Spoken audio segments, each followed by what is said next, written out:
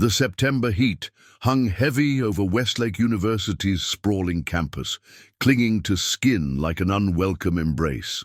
The freshman welcome party had officially ended at midnight, but for 5 new students, the night was just beginning. "Come on, just a little further," urged Mason Phillips, his athletic frame navigating the wooded path with ease despite the 6 beers he'd consumed. His flashlight beam cut through the darkness, illuminating patches of underbrush and the occasional startled eyes of woodland creatures. Behind him, Emma Caldwell stumbled slightly, her long auburn hair catching the moonlight. "Mason, we've gone far enough. Campus security won't find us here." "That's the whole point," said Tyler Rodriguez, grinning as he adjusted his glasses, the bottle of tequila he'd smuggled from the party secure in his backpack. "First weekend at college, and already breaking rules. Classic." "I don't know, guys." Lily Chen's voice was soft but carried uncertainty. The pre-med student had only agreed to come because her roommate Olivia had insisted. "These woods border state parkland. People get lost out here." Olivia Watson rolled her eyes, her blonde ponytail swinging as she walked. "Don't be such a buzzkill, Lily. It's the famous Forbidden Trail. Every freshman class has their own spot out here. It's tradition." They reached a small clearing where fallen logs formed a natural seating area around what looked like an old fire pit. Mason dropped his backpack and pulled out a Bluetooth speaker. "Welcome to college, my friends," he announced, cranking up the music, "where we make memories that'll last a lifetime." None of them realized how prophetic those words would become. Detective Frank Harmon had seen a lot in his 23 years with the Westlake Police Department. But the call that came in at 6:47 a.m. that Sunday morning still haunted him 7 years later. 5 students missing, no signs of struggle, no trail to follow. Just 5 backpacks neatly placed by the fire pit, phones stacked beside them, and not a single footprint leading away from the clearing. The search lasted weeks, hundreds of volunteers, cadaver dogs, helicopters with thermal imaging. Nothing. The forest had swallowed them whole.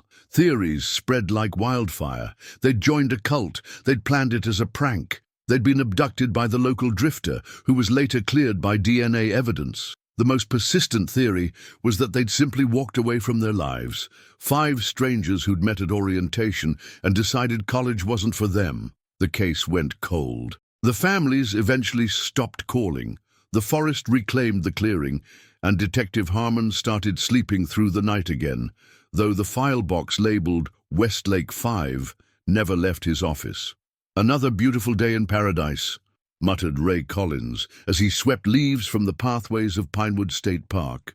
At 57, Ray had spent more time among these trees than in any house he'd ever lived in. The park was his real home, and he knew every inch of it, which was why the water-damaged backpack he found under the old memorial bench on Lookout Ridge stopped him cold. It wasn't unusual to find trash. Visitors were careless, but this was different. The bag was wedged under the bench's foundation, as if deliberately hidden, and despite being soaked from last night's rainfall, the college logo was still visible. Westlake University. Ray unzipped it carefully. Inside was a plastic bag containing a journal, a student ID card, and a necklace with 5 intertwined rings. The ID belonged to Lily Chen. Ray's hands trembled as he flipped open the journal, reading the last entry dated September 5th, 2018. "I can't sleep. The dreams won't stop. I keep seeing their faces, hearing their voices. Mason says we made a pact. What happens in the woods stays in the woods. But some things shouldn't stay hidden. What we found that night, what we did, someone needs to know. If anything happens to me, look for the tree with the 5 marks. It's all there. Every secret, every lie. I'm going back tonight to fix what we broke. God forgive me." Ray's radio crackled. "Collins, you still cleaning the lookout area? Storm warning just came in." He hesitated, thumb hovering over the transmit button as thunder rumbled in the distance. "Collins, you copy?" Ray looked at the journal, then toward the dense forest where the university property met state land, the place locals called the Forbidden Trail. "Yeah, I copy," he finally responded. "Listen, Jim, I think I found something." Something about those missing kids from a few years back. The radio went silent for a moment. Stay put. I'm calling Detective Harmon. Ray slipped the journal into his pocket as the first raindrops began to fall. 7 years of silence were about to be broken, and the forest seemed to hold its breath in anticipation. Detective Frank Harmon arrived at Pinewood State Park as sheets of rain pounded the earth. His weathered face, now marked with deeper lines than 7 years ago, remained stoic despite the storm and the unexpected resurrection of his most haunting case. "Show me exactly where you found it," he told Ray, water dripping from his hat brim. Ray led him to the memorial bench, now surrounded by yellow police tape. Right underneath, wedged against the concrete base. Like someone wanted it found eventually, but not right away. Harmon crouched, examining the space. "This bench wasn't here 7 years ago. Installed 4 years back," Ray confirmed. "Memorial for Dr. Lawrence Chen, donated by his family." Harmon's head snapped up. "Chen? Any relation to—" "Lily Chen's father died of a heart attack 3 years after she vanished. Her mother had the bench placed here, said he used to hike this trail before his health declined." Harmon carefully opened the evidence bag containing Lily's journal. "And you're sure you didn't touch anything else?" "Just the journal. Enough to read that last entry." The detective flipped through water-stained pages, squinting through reading glasses he hadn't needed 7 years ago. "Mentions a tree with 5 marks. Mean anything to you?" Ray shook his head. "Could be anywhere in these woods, but—" He hesitated. "There's an old oak about half a mile from here. Locals call it the wishing tree. People carve initials, dates, that sort of thing." "Show me."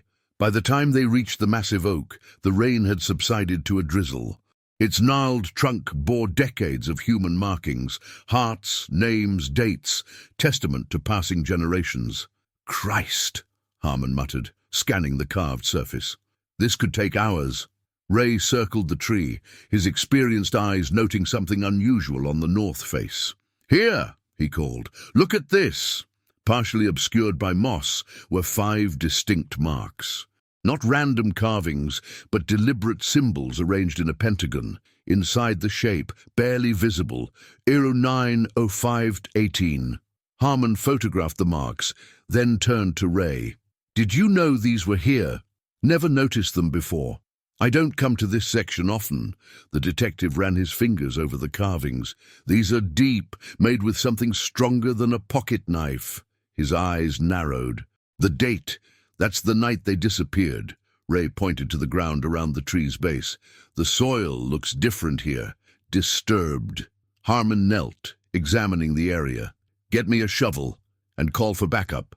2 hours later, as evening approached, Harmon stood in stunned silence beside a shallow hole at the tree's base. Inside lay a waterproof container holding 5 student ID cards. Mason Phillips, Emma Caldwell, Tyler Rodriguez, Olivia Watson, and a driver's license belonging to someone not on the original missing persons report. "James Kovach," Harmon read aloud. "Who the hell is James Kovach?" The forensics technician looked up from her camera. "According to this, a senior at Westlake 7 years ago, philosophy major." A senior? The others were all freshmen. Harmon's mind raced. Why wasn't he reported missing? "Maybe he wasn't," suggested Ray. "Maybe he's still around." The following morning, Harmon sat in his office, surrounded by reopened case files, phone pressed to his ear. "Yes, Ms. Chen. I understand it's difficult to revisit this. No, we haven't found Lily, but we've discovered new evidence. Yes, her journal. Would you be willing to come in?" He hung up and turned to his partner, Detective Sarah Nguyen, newly assigned to the case. "Lily's mother's coming in tomorrow. I've also reached out to the other families." Nguyen handed him a file. "I found James Kovach. He's living in Seattle, works as a software engineer, no criminal record, clean DMV. Graduated from Westlake in 2019, 8 months after the disappearances." Harmon flipped through the file. "How does a senior's ID end up buried with mementos from 5 missing freshmen? Maybe he knows what happened to them. Or maybe he's responsible." Harmon's desk phone rang. "Harmon!" His expression darkened as he listened. "You're sure? Bring it in immediately." He hung up, turning to Nguyen. They found something else at the tree, a flash drive sealed in resin.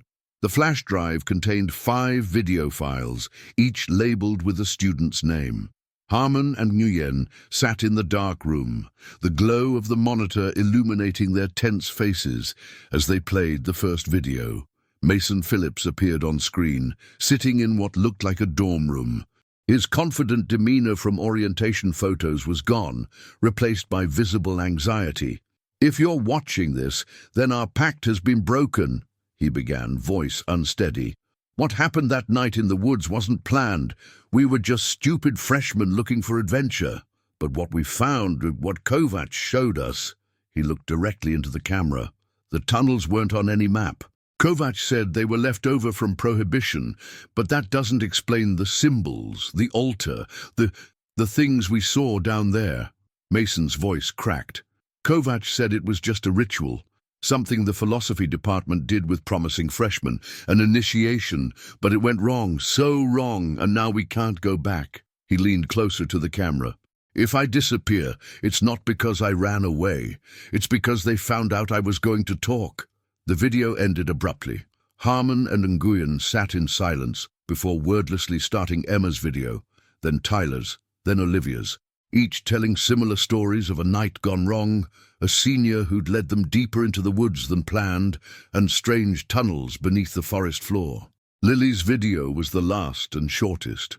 "I've hidden the evidence where it can be found if necessary," she said, her calm demeanor belying the fear in her eyes. "But I hope it never has to be. We made a choice that night, and we have to live with it, or die with it."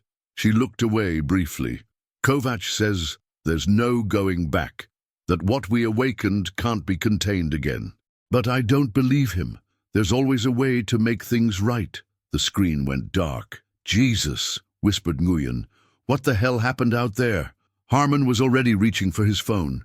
"Get me the Seattle PD. We need to find James Kovac. Now."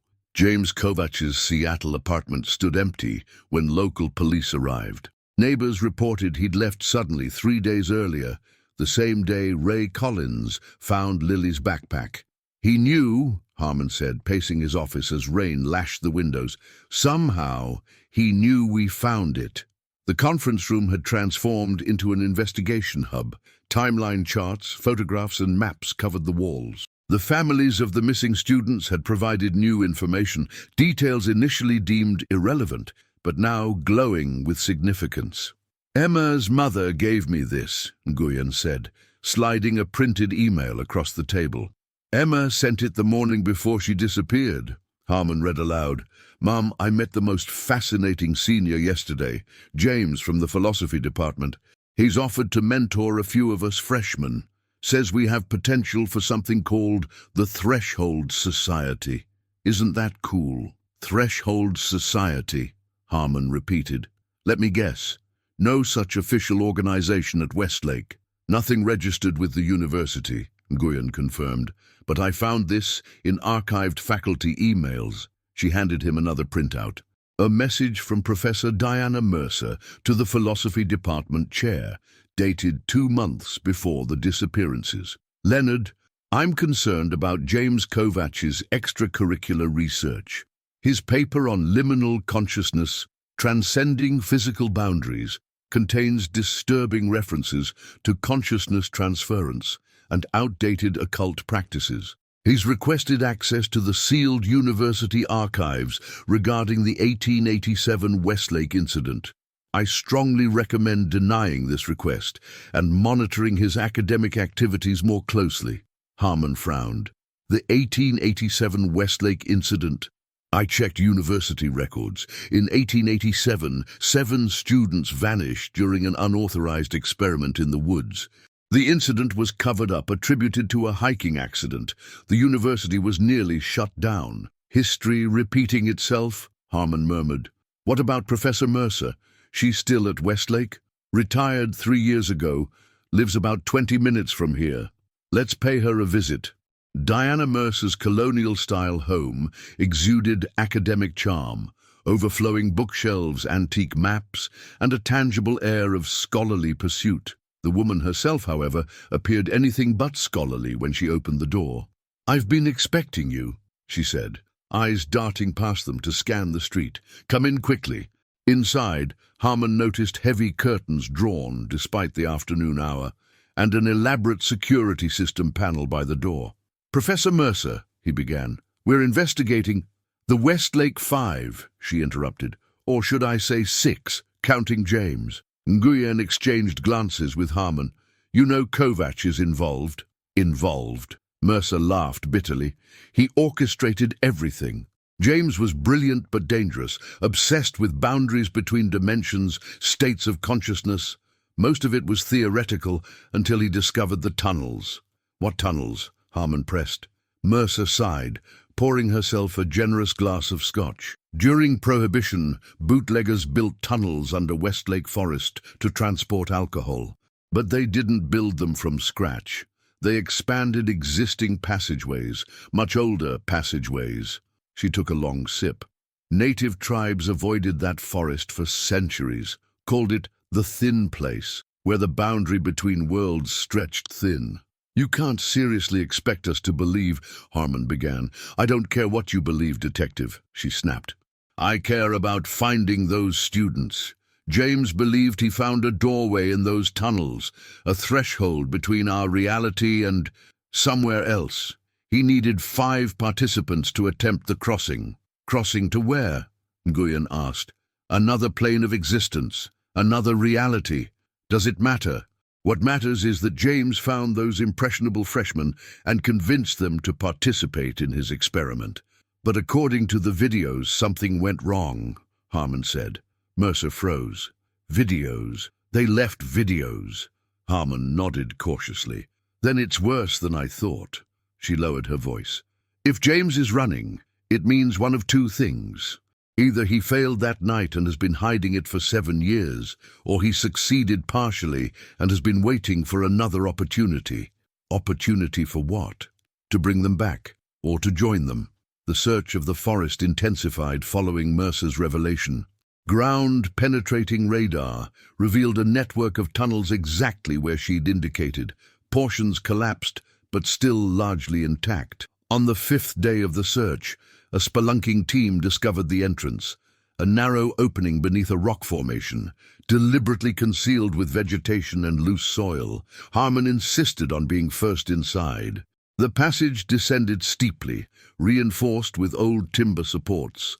Modern floodlights illuminated century-old graffiti, bootleggers' markings alongside much older symbols carved into the rock walls. "These match the markings on the tree," Nguyen observed, photographing the symbols. Half a mile in, the tunnel opened into a larger chamber. The team stopped abruptly, lights illuminating a scene frozen in time. 5 backpacks arranged in a circle, a makeshift altar of flat stones, candles long melted, and carved into the floor, an intricate pentagon with unfamiliar symbols at each point. "Look!" whispered a technician, pointing to the chamber's far wall. There, scratched into stone, were 5 sets of initials and a single word. "Through." Beside them, a 6th set of initials, JK, followed by "returning." As Harmon stepped closer to examine the markings, a low rumble shook the chamber. Dust and small rocks showered from above. "Earthquake?" someone asked nervously. "That's not an earthquake," said the structural engineer, checking his instruments. "That's the tunnels shifting. We need to evacuate, now." As they hurried toward the exit, Harmon's flashlight caught something half buried in the dirt, a smartphone in a distinctive blue case. He grabbed it just as another, stronger tremor hit. Back at the station, the tech team worked to recover data from the phone. It had belonged to Mason Phillips and contained one video file dated the night of the disappearance, apparently taken inside the tunnel. The footage was dark, illuminated only by flashlights and candles. 5 freshmen stood around the Pentagon, looking nervous but excited. James Kovac's voice came from behind the camera. "The Threshold Society has existed in secret for centuries," he was saying. "Tonight, you 5 will join an elite group who have glimpsed beyond the veil of ordinary reality." The camera panned to show each student taking a drink from a ceremonial cup. "The mixture will heighten your perception," James explained. allow you to see the doorway. The ritual proceeded with James leading the students in chanting while they held hands around the pentagon. For several minutes, nothing happened. Then, Mason suddenly gasped. "The floor, it's moving." The camera swung wildly, showing the pentagon's lines appearing to shift and swirl despite being carved in stone. "It's working!" James exclaimed. "The threshold is opening." What happened next defied explanation. The pentagon seemed to collapse inward, creating what looked like a bottomless pit. Wind rushed upward from the opening, extinguishing candles. Students screamed. The camera captured flashes of terrified faces, of hands grasping at air, of bodies being pulled toward the center. "James, stop it!" Emma screamed. "This isn't what you said would happen." "It's too late!" James shouted back, his voice filled with both terror and exhilaration. "The threshold is open. We have to cross now or be torn apart." Mason dropped the phone as he was dragged toward the vortex. The camera tumbled to the ground, capturing one final image before going dark. 5 students and James, holding hands, stepping deliberately into the swirling darkness at the center of the pentagon. Then silence. Harmon sat back, speechless, as the video ended. "What the hell did we just watch?" Nguyen whispered. Before Harmon could respond, his phone rang. "Detective, it's Ray Collins from the park. You need to get back here right away." His voice shook. "There's someone here. She just walked out of the forest, covered in dirt. Says her name is Lily Chen."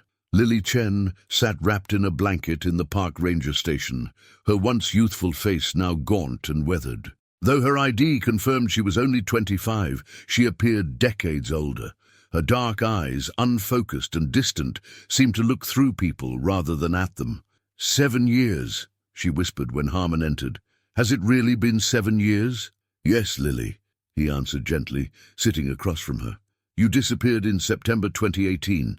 It's 2025 now." She nodded slowly, hands trembling around a cup of untouched tea. "Time moves differently." "There." "Where, Lily? Where have you been?" Her eyes snapped to his with sudden clarity. "You won't believe me. Try me." Lily took a deep breath. James called it the adjacent reality, a place existing alongside ours but separate, like 2 pages in a book, touching but distinct. She stared at her hands. "We thought we were so special, being chosen for his experiment. We didn't understand what crossing the threshold really meant." What happened that night in the tunnels? The ritual worked. Too well. The pentagon opened a doorway, just like James promised, but it wasn't a gentle crossing. We were torn from this reality. Her voice cracked. We found ourselves in a place that looked like our world but wasn't. Same forest, same tunnels, but empty. No people, no civilization, just endless wilderness. "All 6 of you made it through?" She nodded. "At first we thought we could find our way back. James said the threshold worked both ways. We just needed to recreate the pentagon, perform the ritual again. But without proper tools, it took years." Her eyes welled with tears. Mason was the first to give up, then Tyler. They ventured out, hoping to find others, signs of life. They never returned. And the others? Emma and Olivia stayed with me and James. We kept trying. James became obsessed, carving symbols everywhere, attempting different configurations. She looked down. 3 years in, Emma got sick. Without medicine, she didn't make it. Harmon's recorder captured each painful word as Lily recounted their struggle for survival. How they'd lived in makeshift shelters, hunting and gathering, all while James worked tirelessly on reopening the threshold. 2 years ago, James said he'd figured it out. The alignment was wrong the first time. We needed to be on this side, in this reality, to properly open the door again. So he came back first. He found a weak spot. Only one person could cross. He promised to bring help. Her expression darkened, but he never did. Olivia and I waited another year before I realized he wasn't coming back for us. He'd abandoned us. "So you found your own way back?" Harmon prompted. "I followed his research, used his notes, created my own threshold." She looked up, eyes suddenly sharp. "I didn't just come back, Detective. I came back to warn you." "Warn us about what?" "James. He didn't abandon the project. He abandoned us. The threshold requires 5 participants plus a guide. He couldn't bring us back because he needed 5 new people. Harmon felt ice in his veins. He's recruiting again. Yes, and this time he knows exactly what he's doing. The university campus buzzed with activity despite summer break. A philosophy symposium had drawn students and faculty from across the country, the perfect hunting ground. Harmon and Nguyen rushed through crowded hallways, following the event schedule to Lecture Hall B. The listed speaker, Dr. James Kovach, presenting Transcending Boundaries, Theoretical Approaches to Alternate Realities. They burst into the hall to find it packed with enraptured students. On stage stood James Kovach, older, more polished, but unmistakable from his photos. 5 students sat in the front row, wearing identical wooden pendants. Today's demonstration will require 5 volunteers, James was saying as Harmon moved down the aisle. These 5 brave souls have already been selected based on their exceptional aptitude. James Kovach, Harmon called out, badge raised. You're under arrest. Chaos erupted. Students scrambled from their seats. James's composed expression never faltered. You're too late, detective, he said into the microphone, voice calm amidst the pandemonium. The threshold doesn't require tunnels. It requires intent. He raised his hands. And we've been building intent for the past hour. The 5 students in the front row stood in unison, forming a circle around James. Their eyes appeared glazed, movements synchronized. This isn't a philosophy lecture, Nguyen shouted, pushing through the crowd. He's drugged them. As officers converged on the stage, a sudden darkness swept through the hall, not a power outage, but something more fundamental. Light itself seemed to bend around the circle of students. Then from the back entrance, a small figure pushed forward, Lily Chen moving with purpose despite her weakened state. "James," she shouted, "you can't do this again." His eyes widened at the sight of her. "Lily, how did you—" "The same way you did. But I brought something back with me." She raised her hand, revealing an ancient-looking stone pendant. "Something from the other side." James's confidence faltered. "That's impossible. The artifacts can't cross over. Neither could people, until you forced it." She stepped onto the stage as officers restrained the dazed students. "You tore reality that night, created a wound that never healed properly." "I discovered something extraordinary," James insisted, backing away as officers approached. "A new frontier of human consciousness." "You discovered nothing," Lily said, voice gaining strength. "That place wasn't empty because it was waiting to be explored. It was empty because it was never meant to be inhabited." As officers handcuffed James, the strange darkness receded. The 5 students began to wake from their trance-like state, confused and disoriented. 3 weeks later, Harmon sat in his office reviewing the case files. James Kovach was in custody, charged with the involuntary manslaughter of Emma Caldwell, kidnapping, and multiple counts of endangerment. His journal, recovered from his Seattle apartment, detailed 7 years of continued experimentation and failed attempts to reopen the threshold. A knock at his door interrupted his reading. Lily Chen entered, looking healthier than when she'd first returned, though the haunted look in her eyes remained. "The search team found them," she said quietly. "Olivia's still alive. They're bringing her back today." Harmon nodded. The international search he'd initiated after Lily's return had located the forest in rural Estonia, where James had first reappeared 2 years earlier. Following Lily's directions, they'd found the corresponding location in this adjacent reality, and with it, Olivia Watson, the sole survivor of those left behind. "Any sign of the others?" he asked, though he knew the answer. Lily shook her head. "Just the graves, 3 of them, Mason, Tyler, and Emma. Tyler." She placed something on his desk, a worn photograph showing 5 smiling freshmen at orientation. "We were so young." "What will you do now?" Harmon asked. "Start over. Try to rebuild a life here." She managed a small smile. "My mother still lives in the same house. She never gave up hope." And the threshold. Closed, hopefully for good.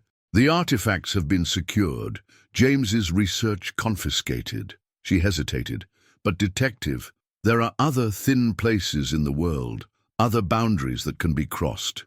Let's hope no one else is foolish enough to try. As Lily left, Harmon turned to the window, watching storm clouds gather over the distant forest. For 7 years, 5 students had been lost between worlds, victims of ambition, curiosity, and the dangerous pursuit of knowledge beyond human understanding. He closed the case file marked Westlake 5 and began a new one, the Threshold Incident. Some mysteries were meant to remain unsolved, some boundaries were never meant to be crossed, and some stories, like the 5 rings on Lily's recovered necklace, had no beginning and no end, just the endless circle of choices that led 5 students into darkness, and the courage that finally brought 2 of them home. Outside, the rain began to fall, washing away the last traces of footprints on the forbidden trail.